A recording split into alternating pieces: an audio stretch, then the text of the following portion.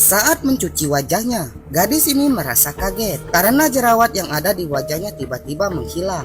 Ia pun ingat bahwa pagi tadi ia baru saja mengalami kecelakaan. Mobil ayahnya menabrak seekor rusa. Namun saat ia melihat hewan yang ditabrak mobil ayahnya, ternyata hewan itu adalah unicorn, hewan yang sangat langka. Gadis yang bernama Lily ini melihat kalau tanduk unicorn itu bersinar. Lily lalu memegang tanduk unicorn itu.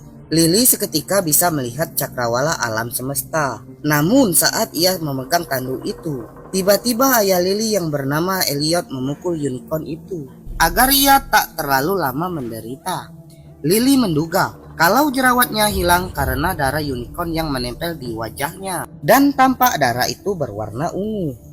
Bukan hanya Lily yang mengalami perubahan, ayahnya juga bisa melihat dengan jelas. Tampaknya semua penyakit itu telah hilang karena darah unicorn. Elliot mendatangi rumah bosnya.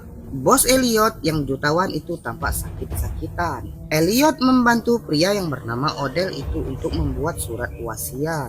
Namun di saat Elliot sedang bersama Odell, Lily tiba-tiba memanggil Elliot karena Lily merasa takut dan mengalami keanehan pada tubuhnya. Lily meminta ayahnya segera membuang bangkai unicorn itu. Namun tentu saja ayahnya tak bisa karena ayahnya saat ini sedang sibuk. Namun tiba-tiba mobil Elliot bergoyang hebat. Ternyata Elliot menyembunyikan bangkai unicorn itu di mobilnya. Dan sepertinya unicorn itu belum mati dan berontak hendak keluar mobil.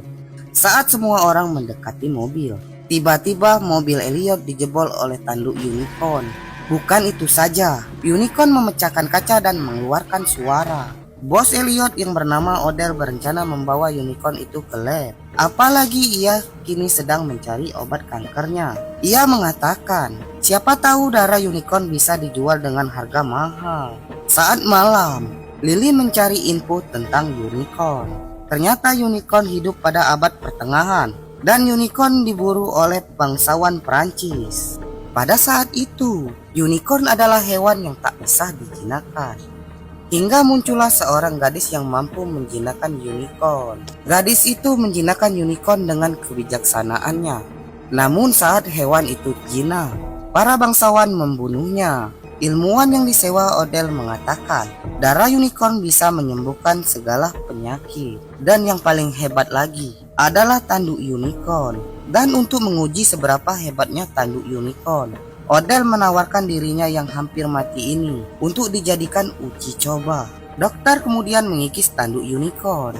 Lalu serbuk tanduk unicorn itu dimasukkan ke dalam infus Odell. Setelah satu botol infus habis, Odell tampak tegak di ruang tamu. Semua orang kaget karena Odell sudah lama sakit dan sangat susah untuk berjalan. Odell membuang tongkatnya. Kini ia sudah sembuh dan sehat. Dokter mengecek darah Odell. Ternyata kanker Odell sudah tak ada lagi. Itu artinya uji coba kesaktian tanduk unicorn telah berhasil. Mengetahui tanduk unicorn bisa menyembuhkan penyakit, Odell mulai berpikir bahwa ia akan kaya raya.